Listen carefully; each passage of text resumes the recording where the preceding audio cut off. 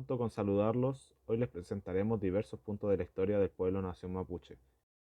La zona mayormente poblada por los mapuches es donde empieza el río Itata y termina en Tolten, emparentados lingüísticamente con sus vecinos los picunches y los huelinches. Los mapuches presentaron una encarnizada resistencia a la dominación española durante todo el siglo XVI, hasta el punto de expulsar definitivamente a los castellanos de su territorio, luego de la gran rebelión que duró desde 1598 a 1602. La Guerra de Arauco se prolongó toda la primera mitad del siglo XVII, decayendo luego de la última rebelión mapuche de 1656, fecha desde la cual las relaciones fronterizas se distendieron y se produjeron importantes transformaciones sociales en la familia mapuche.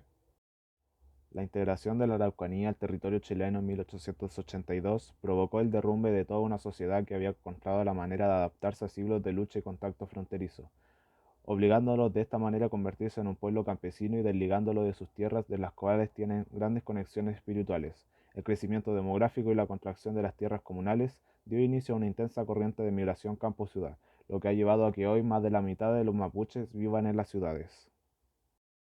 La iniciativa de la mente ontológica que tenían los mapuches sobre Dios es asimilable a la de Nehuen, que en lengua mapuche es energía, pero dicha energía necesita de polaridad positiva y negativa, Kume Nehuen y Wesa Nehuen, para dar del equilibrio entre el mal y el bien. Todo lo mencionado se aplica por medio de las Mapu, ese código de ética y comportamiento del ser mapuche, respecto a su ámbito de la naturaleza y ambiental. Aquel Nehuen o energía la producen la convergencia de los cuatro recursos primordiales de la naturaleza: tierra o mapu, que hace el papel de anciana y madre; agua o ko, que hace el papel de anciano y padre; aire o curruf, que hace el papel de muchacho dama y que tendrá que procrear; y el fuego kutzal. Solo una vez que convergen los cuatro recursos es viable la vida humana.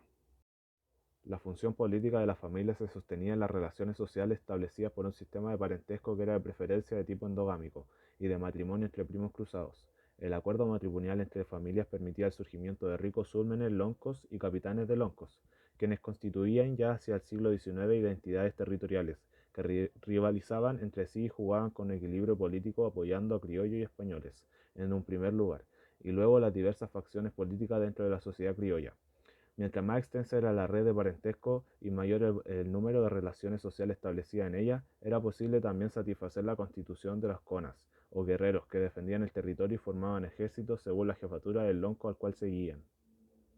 Cuanto a su organización social, tenían cargos determinados como el cargo social machi, que es un líder femenino o masculino que se encarga de la curación del alma y del cuerpo de los individuos y de la comunidad.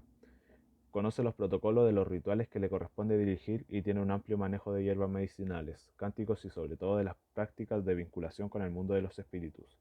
Se supone que las machis son designadas por las fuerzas sobrenaturales o fileus, que en algunos casos se reconocen como antepasados machis. Se les reconoce por su atuendo e indumentaria, accesorios de plata como la trapelacucha o el clarilonco, e incluso cintas de colores. Existen los machis hombres, estos hacen uso de una manta y la misma trapelacucha sobre el pecho. La otra autoridad fundamental es el lonco, cacique ni llantufeo o cabeza de la comunidad. Es un cargo con connotaciones administrativas y religiosas. Por lo general son personas mayores, no usan vestimenta uniforme, sino que es su líder que sobresale sobre el resto. Es el oficiante del Niyantú. Ritual de fertilidad.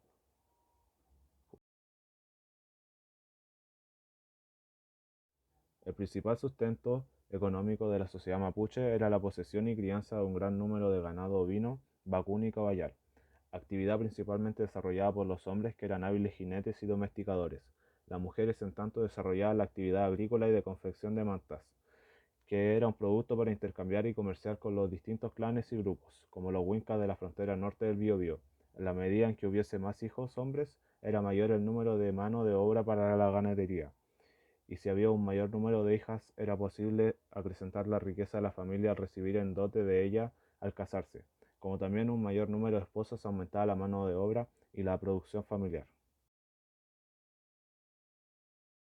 El espacio objetivo de este conflicto entre el pueblo mapuche y el Estado chileno abarca millones de hectáreas y asciende a 37.229 kilómetros cuadrados si se incluye la provincia de Arauco de la región del Biobío y la región de la Araucanía en su totalidad. Si nos concentramos en el conflicto más álgido, vale decir más de dos veces el tamaño actual de la región metropolitana de Santiago. El Estado chileno llegó hasta el Biobío y luego de una campaña militar materializa su expansión al sur en 1881 a través de una invasión bélica en el territorio mapuche con la denominada Pacificación de la Araucanía, acaparando más del 90% del territorio ancestral. Lo mismo con el Estado de Argentina, que llegaba hasta el sur de Buenos Aires y con la denominada Campaña del Desierto se materializa en 1883 la extensión fáctica de estos territorios, actos invasivos que arrojan miles de asesinados y esclavizados, conllevando el empobrecimiento, desplazamiento, exclusión, negación e intento de eliminación y asimilación. El territorio es esencial para la existencia de estas comunidades, por la fuerte dependencia que tienen de sus recursos naturales. Para el mapuche, esta tiene un sentido comunitario y se desarrolla con armonía en la naturaleza, sembrar y cosechar lo estrictamente necesario, con el objetivo de permitir a sus tierras desgastadas un descanso y renovación. El modelo económico capitalista del Estado chileno se basa en explotación de recursos naturales y en un concepto de propiedad muy distinto de los mapuches. Es por esto que la principal demanda es una administración propia de sus tierras ancestrales y el reconocimiento debido como nación, al cual ha estado ausente desde el principio del Estado chileno. El actual conflicto entre el pueblo-nación mapuche y el Estado chileno tiene su origen en 1866, año en que por ley se determinó que todos los territorios al sur del Biobío pasaban a ser de propiedad fiscal.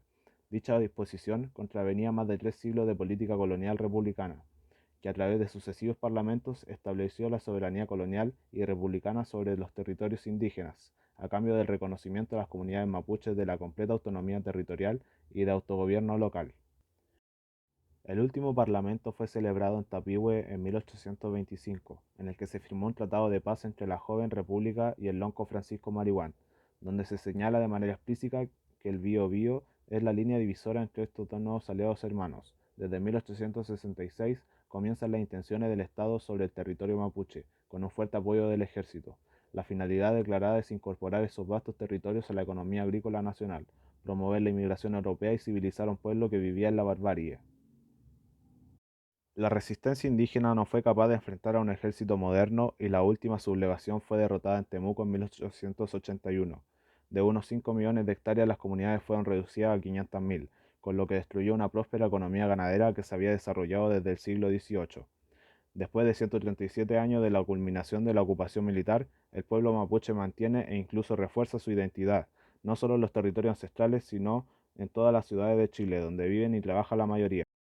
Si el Estado no recoge, procesa y negocia su demanda de reparación y reconocimiento, no habrá paz, ni convivencia social, ni progreso en la Araucanía. Uno de los avances más destacados en las últimas décadas de la nación mapuche, sin duda alguna, es su integración a la Convención Constitucional. Los pueblos originarios pasaron de no estar presentes en la Constitución a tener a una mujer mapuche como presidenta del órgano que creará la nueva ley fundamental.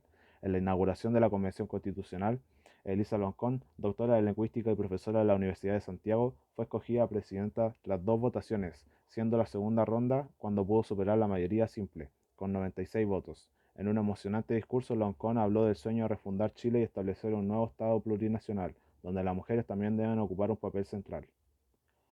Sus desafíos no paran ni nunca lo han hecho.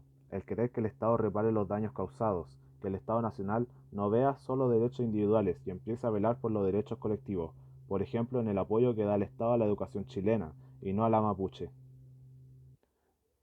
Para finalizar, llamamos a la reflexión y no hacer oídos sordos al conflicto que ha durado décadas de violencia y múltiples negaciones a los pueblos originarios, aprender a respetar lo ancestral, respetar las tradiciones y culturas. Hace muchísimo tiempo que es una realidad que Chile es un país plurinacional, negarse al cambio es seguir en la monotonía y atentar contra el tiempo, el cual tarde o temprano traerá lo que se merece tanto el Estado chileno como las naciones indígenas.